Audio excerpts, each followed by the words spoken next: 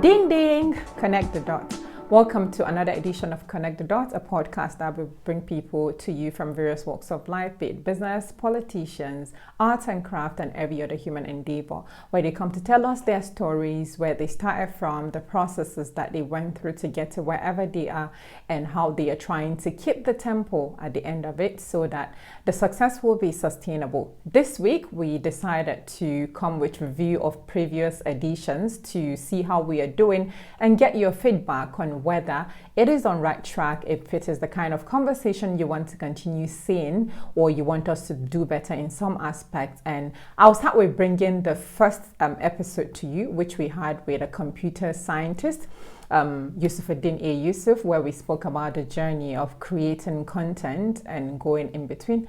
Let's bring Yusuf to you first. It was the passion that driven me into starting making content, and the way I see our society is behaving when it comes to engagement in technological aspect and everything. But as time goes on, I realized that look, there are more bigger opportunities that I've ever expect. And the best thing is for me to invest. You need to make a huge investment in expecting of making profit in return, maybe in the future.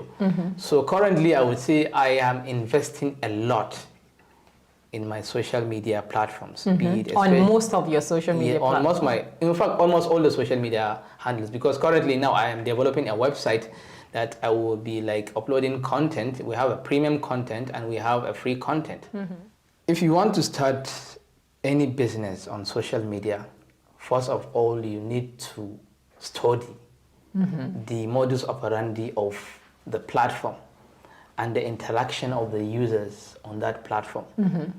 If you go to Instagram, the nature, the kind of mentality of the users is quite different from the users that I use in Twitter. The same thing if you go to TikTok, they have a quite different... Like they say, the Twitter users are intellectuals, TikTok users are just people seeking entertainment, they don't want to enjoy themselves and everything. And then Instagram is more like, this is the serious people, business-minded people. Absolutely. And for people that they want to like show up, they want to be popular. There are people that they want to be popular on social media, so they prefer to use Instagram and business-minded people, because I think Instagram gives you a more suitable platform.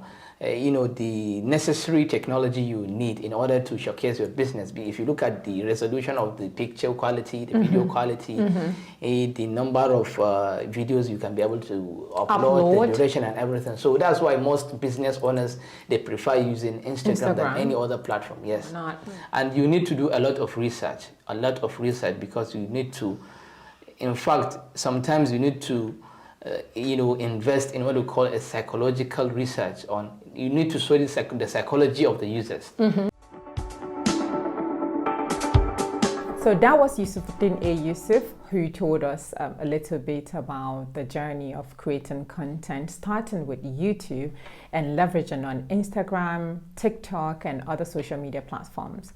But the stronghold, as Yusuf told us, was TikTok now. Then initially it was YouTube, and the algorithm was a bit messy, and at the end of the day he was able to navigate all along and know the platform that attracts more followers or more engagement and all of that. Now let's move on to the next person that graced Connect the Dots second episode. No one else but Hamzat Lawal, that social strategist, social campaigner, and that leadership guy that started as a Boy Scout in primary school. In fact, he said from primary 6 or primary 5 or so, where he started going all out into communities with sanitation techniques and calling out all the people, as little as it was at the time, to come out and take priority in making sure that environment is clean. And then at the end of the day, that was what propelled him, or I would say gets him ready for leadership positions. And right now He's the CEO of Code, that's Connected Development, and also the CEO of Follow the Money, an accountability kind of project where government officials, government agencies, bodies, and spending of money is what is their priority. At the end of the day, it's all about people looking at what their government are doing and following through whatever project that they promised to do and they've budgeted money for. Let's go into the details of what Hamzat Lawal told us. Yeah, sure. And actually from primary school. Oh, wow. Yeah, primary school. I remember at that time when I was in primary school, I joined the Boy Scout movement as a Cub Scout because I was much younger. So for me as a Cub Scout, and because then society really likes Scouts, so we do a joint operation between, FCDA, Mano, and Boy Scouts. So usually they send the Cub Scout to go and knock on doors and households to get people to come out. So they would send me because when I was small and they say I have a friendly face. So I'll go, as a Cub Scout, a very small boy, I would go to different houses. I would knock, I would see aunties and uncles, I'll greet them and I'll beg them, please can you come out and clean up your environment, your refuse is full, can you come out and go and dump it at the general refuse dump. And for me, this built my confidence as a young boy, because I saw myself convincing older people that are my father and my mother's age mates or my uncles and aunties, and they would come out. And I don't know these people, but because they usually post us to different districts. And then they would say I should sensitize them and tell them the benefit of keeping the environment clean. And I'll see other people listen to me. Wow. And so over time, it built my confidence. So at that time, I was in the University of Abuja, but then I started Follow the Money. And how did it start? I heard on the news in 2010 that children had died in Zamfara State, Anka local government, due to lead poisoning. So at that time, it was all over the news. Everybody was reporting it, and so government declared it a national emergency and released billions of naira to respond. So 2 years after that, in 2012, I was struggling to get information. Oh, nobody had said anything. Children had died, and no news of. So what happened and how did government respond? So I went to the Ministry of Environment, I went to the Ministry of Mines and Solid Minerals, I went to the Ministry of Health, and I was asking them, again, this tiny guy, is talking to a director, and I went to the Department of Public Health and I was asking the director, so what happened? What did you people do? And he would look at me, why are you asking? Who are you? Yeah, who are you? Who sent you? So I got angry. I went on a trip to Gusau. So just to put this into context, from Abuja to Gusau is 7 hours. Yeah. And I've never been to Gusau before that time. I just got to I went to the motor park, entered the Sharon. So I got to the park in Gusau. So I was asking people at the park, so I want to go to that community where people die. So that's Begaga. Yes. They say, okay, you have to take another Volkswagen Golf from Gusau to Anka, and then it's about 4 hours. Wow. Yeah, it was really crazy and interesting. Wow. So I got to Anka. And they told me, oh, you're going to Bagega, you have to travel another 4 hours, but this time on a motorbike. So I got to Bagega community. So one, I found out that over 700 children had died. So it was underreported 2 years ago. Two, I found out that 1,500 children were very sick and at the verge of losing their life. Three, no single kobo of the billions of naira that was released 2 years ago got to this community. Oh my goodness. And I even went into the mining site, I took pictures, I went into the mining site, I saw how they were mining and they were posting. So I interviewed them, I took pictures with them, so I left and I came back to Abuja, and that's how I started a digital campaign. First, it was a hashtag on Twitter called Save Bagega. So it wasn't Follow the Money, it was just Save Bagega. And what we did with Save Bagega is, the name of the community is Bagega and it needed to be saved. And I took all the pictures and videos I recorded, I put it on Twitter saying, this is the current situation in this community. Each and every one of us is from a community. Can we lend a voice to this community and get government attention to it? So what happened was, from Twitter, it went to Facebook. Then from Twitter, Facebook, it went to Al Jazeera, CNN, BBC, Voice of America. Everyone was calling me for interview. And because before that time, I was the only guy who had been there. And then President Jonathan, because it was a big breaking news all over the world. Yeah. So Jonathan responded in less than 72 hours and approved $5.3 million, which was close to $1 billion naira at the time. And say he's released it, and that's how Follow the Money started. Because for me, I wanted to answer, where is this funds coming from? Abuja. Mm-hmm. Where is it going to? Mm-hmm. Zamfara. And what would it be used for in Bagega community? Okay, it was actually in 2 series, but we've given you the details of most of the things that Hamzat Lawal told us about his journey from Boy Scouting to the point that he decided to go to Zamfara State to assist people of Bagega. It's a community that there were miners that were taking the natural resources in a kind of way that was affecting the environment at the time. But that was actually the story that propelled Hamzat to greatness, I would say, because I think I started following Hamzat Lawal at the point that I heard about that story of following the money, a project in Zamfara State. And on the 4th episode, we graciously had Jamil Abdulsalam, the CEO of Northflix, a marketer, journalist, and even a banker before going into starting fruits and vegetables business that started as more like weighing instead of the normal or regular go to the market and get your vegetables. And people were like, oh no, do you think that's viable? And would people accept it? And it was all where the story began. At the end of the day, it was something that is yielding, or it is still something that is yielding like very fruitful results. Let's listen to Jamil Abdulsalam to talk to us about the journey of starting Northflix and other businesses. It started back after graduation, myself and a couple of friends joined Freedom Radio as more like a volunteer workers. Just for the sake of the experience, we're going there just to learn the job and all. So after which some of us left and some are still in the media industry. Okay.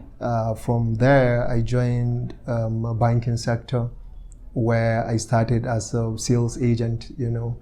Sales agent means working in a bank but through a third-party company. Oh yeah. I remember when I started, I think I was being paid 18,000 naira then, more like a commission, an allowance, but based on your effort to bring in money, they'll pay you, I think, 3,000 naira per 1 million naira you bring. Yeah. 3,000 naira per 1 million naira. Yes. And I know there is value for Nigerian naira then. Absolutely. So even at that, I was a fashion designer. I was sewing clothes and sending them yourself? Down to UK, at that very time, I think I was confirmed 3 months later. I resigned from the bank. Wow. Yes. That's a lot of courage to do as a young person. Absolutely. So I left the bank to set up my first company, formerly called Express Speed Shoppers. And boom, we got the story that federal government commissioned a competition, a business plan competition called You Win. Yeah. And I applied. You Win is Youth Enterprise with Innovation in Nigeria. Yeah, absolutely.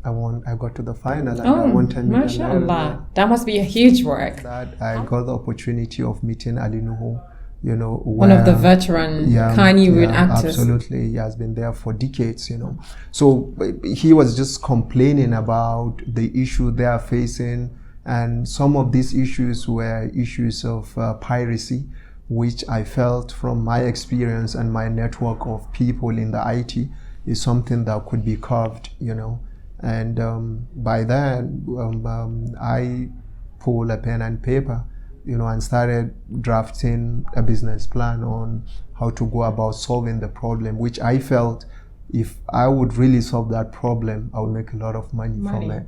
Yeah, and that's how it started.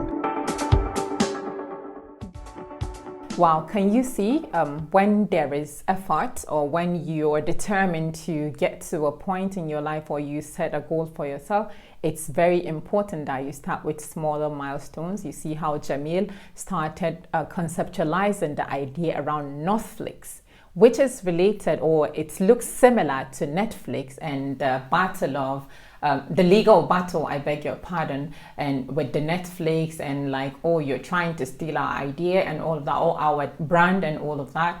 And at the end, he was able to convince the team from Netflix to say, yeah, Net and Flix, they are two different things with North and Flix. North represent northern part of Nigeria, and it was where the whole story begins. And Northflix is doing great at the moment. We pray that it gets to the point that Jamil wants to say it.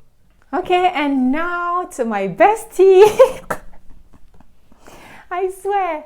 This is interesting because I'm a journalist, and then my best friend came on the show and we spoke about starting as a community radio presenter and getting the opportunity to intern with DW in Germany and getting back to Nigeria, going back to Germany, and then getting job with RFI, and now together at the VOA, the Voice of America, the language service in Nigeria. And wow, this is a lot. So let's take a look. Welcome to the show, my bestie. Oh my God, I'm kind of blushing even before you introduced me. I'm super excited to be part of the show. I thought I will be the first guest on the show, but notwithstanding, I'm the first female anyway. I'm still from the art class. I thought I was going to be a lawyer. Even though I write mass communication, when I went for seeking for admission, I didn't get mass communication. No, I didn't get the law course, so I got mass communication. So then I was like, oh, can I do it? Yeah, can I do it? Yes, can you do it? Yes. And I see a lot of my friends, like, people that I don't even think that they can also do it or even talk just like me. In public. Yes, in public. And I was like, okay, I can do it. So after school from there, and there was a station that was open then. It's a local station, an FM station, wow. Unity FM. Yeah. So from there, I went there and they asked me, what can you do? I said, oh, I don't know. So from there, I started translating Hausa. Sure, so that was how I started. And a lot of people keep on calling me that you have a radio voice, you're doing good, you're doing this. The encouragement was there. Even when I feel, no, I don't want people to even know who is behind the mic. Oh, wow. But people keep on coming to Unity FM. I could remember, who is that? They gave me a particular program I was producing, I was presenting. And the program, I usually read these Hausa novels then.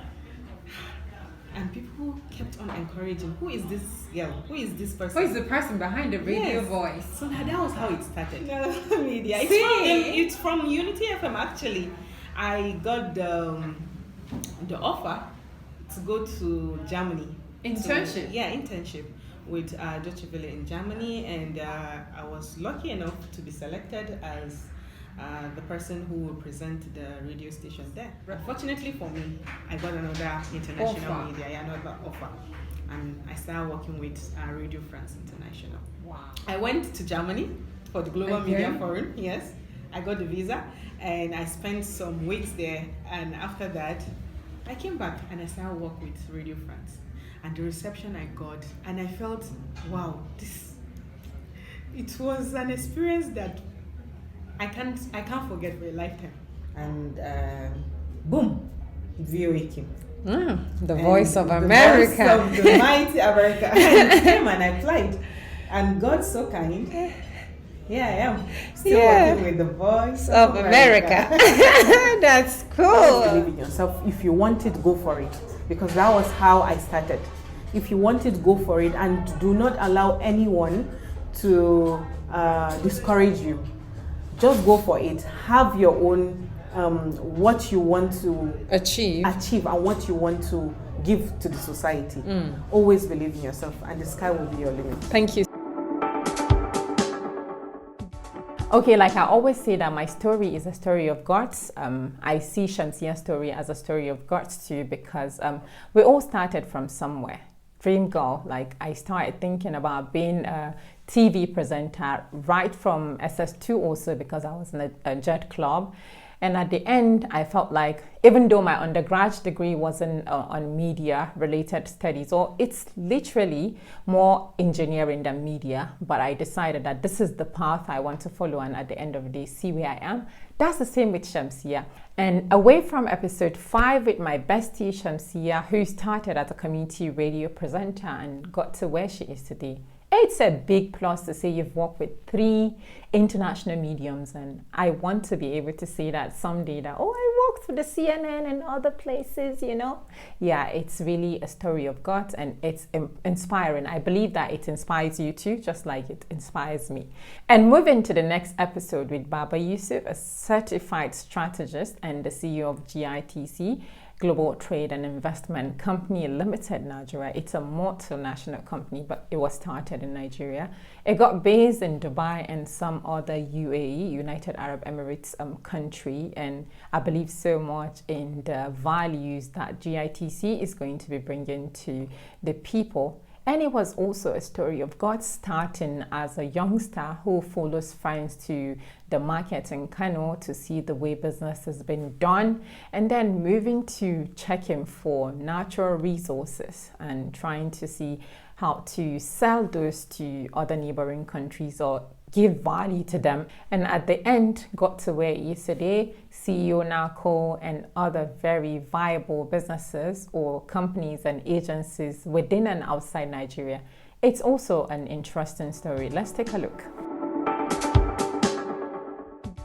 I had friends who will finish from school, they go to the market, right, to support their parents, in the shops, businesses and all that. And I was always fascinated about independence, about self-sustenance. And so I always tried to pry and ask. I like the trade, I like the business in either the Sabongara market or the Canton Kwari, and I'll visit my friends maybe over the weekend to help them sit in with their parents and watch how they sell, how they market, how they compete, how they grow, And my friends whose father opened the biscuit company, Bagoda Biscuit, and then you have late Simon Marshall who had the biscuit and the macaroni outfits. And I kept on watching how people, industrialists and entrepreneurs, were just growing and employing labor. And the famous Dakata axis of Kano was, a community, an industrial community, employing labor, producing things. And I wanted to be like that.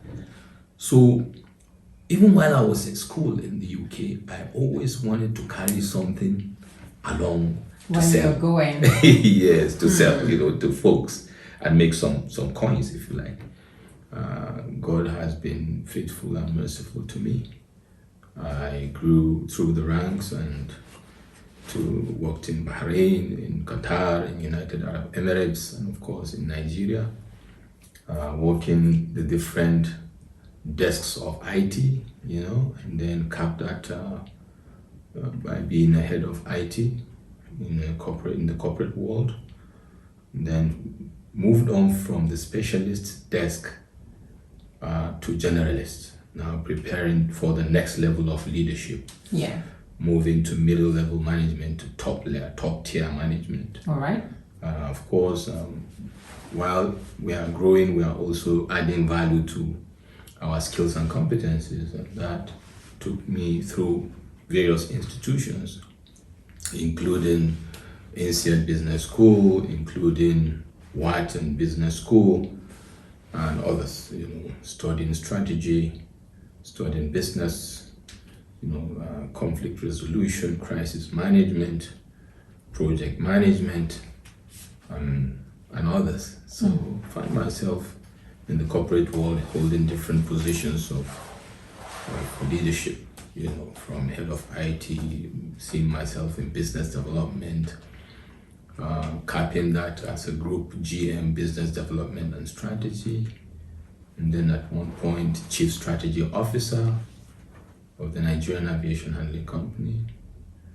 And of course, while you are bestriding group, it encompasses the parent company and subsidiaries. Okay. Oversight, And then, by and large, fast forward, I capped my career in the corporate world as MD CEO of the Nigerian Aviation Handling Company, Free Trade Zone.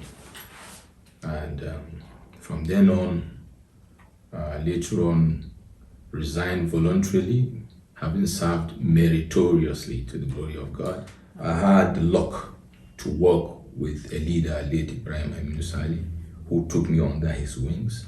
And I was able to work in the consulting firm as a systems analyst, still doing what I was supposed to be doing in the professional world. Yeah. And, following him and other mentors to be doing the politics side of it. So that's how I was able to juggle and comfortable do that.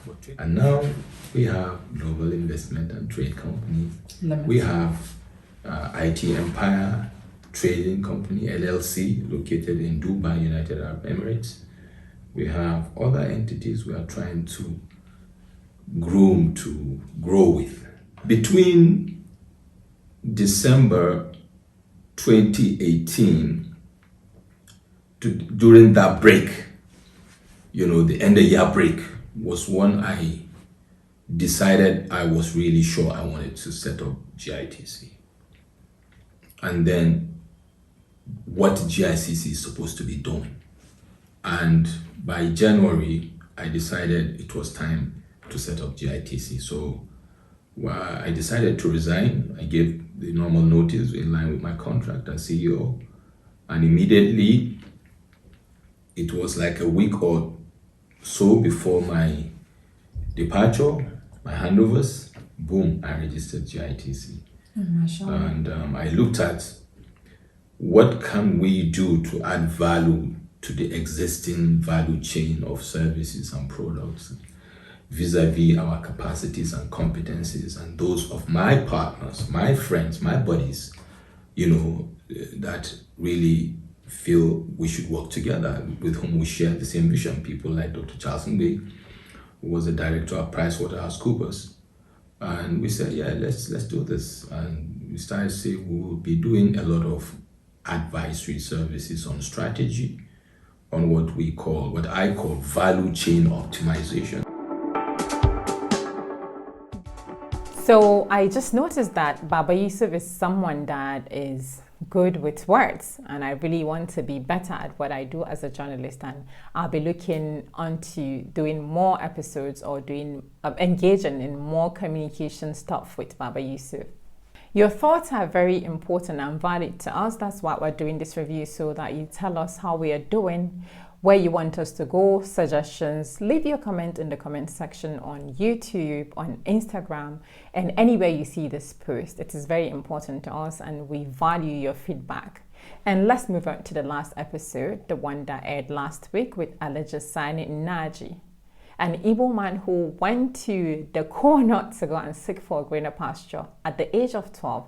It is really inspiring to know that a young person that's young, just a teenager, leave their comfort in Enugu and come to Zamfara, where he doesn't even speak the language in the locality, and start something with selling pure water. No, it's not pure water, actually. I don't call it pure water. It's sachet water. Starting with selling sachet water and thinking of the way to be a better person. Sponsor self through secondary education to tertiary institution, studying computer science before he went into business administration and then conflict and resolution. It's really like swift shift from being a computer science graduate to going into business administration and at the master's degree level, and then going into conflict resolution for another master's degree. It's a lot. Let's listen to Alejasani Naji, that Zamfara start-up business that is growing so much after winning the grant from that you win from the Jonathan-led administration. And let's take a look. We provide basically general agriculture, both the services, production, processing, and marketing. So we, in terms of services, we try to generate farmers' profile across the board about 3 years ago, and sell profile about 240,000 cotton farmers in Nigeria, cut across all the states of Nigeria. Accepted rice in southeastern Nigeria today. If you go to area like Enugu, Anambra, and River State, the rice is highly competitive. So many people want the rice. So apart from rice, we're into cotton, we're into ginning, we gin and exports, and we produce cotton. Ansal is the first indigenous farmer that produce cotton in commercial quantity in Enugu State and other southeastern states. There's a program that run by Dr. Ngozi Okonjo-Iweala in 2012/2015, U-Win project. Oh, yeah. I participated in U-Win project by designing a wireless network system that covered 6-kilometer radius in Gusau town. So this system connects thousands of people to internet without using SIM card on any other thing. So because or even any Wi-Fi connection. No, because we have a one-base Wi-Fi that connects 6-kilometer radius. So many people connect to it. By designing that system, I got 10 million naira from Federal Ministry of Finance through Dr. Ngozo Konjo-Iweala to establish the business. And I established the business, and the business work perfectly. It booms, and we create branches almost in Katsina State and in Sokoto State. We have branches in 3 states. So during then, my information technology, I base it, as I told you, into agriculture. Basically, I found my education by myself because I was born in a family. I cannot say I'm born in a poor family, but I'm not privileged to stay with my family for long. I leave my community at the age of 12 to Zamfara. So being in Zamfara, my mother, my father, no one is there. I tried to carry the boom by myself. So basically in that time, I tried to sell sachet water to take myself to secondary school. Before, after the secondary school now, going to university, I trained myself basically up to master's level. So nobody have ever contributed 1 naira to my education. So I know what it takes me to do that. So when looking at other people, nobody will have that thinking. No, it's not everyone have that thinking, that zeal to go out to look to develop themselves.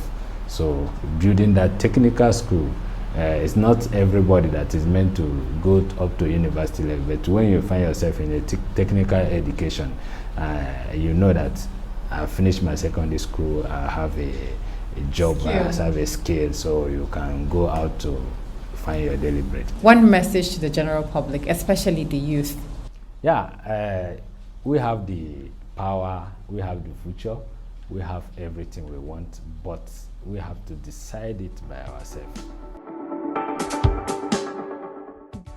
For me, I'm inspired by all of the stories, starting with Yusuf, Hamza going all out to the 7th episode, where we've got Alajasan and Naji as the last person, and we tried to do this review to see what you guys, or listen to you guys, what do you think about the whole thing from the beginning? What do you think we can improve and all of that? It's Connect the Dot. Many thanks for joining. See you in another episode next week.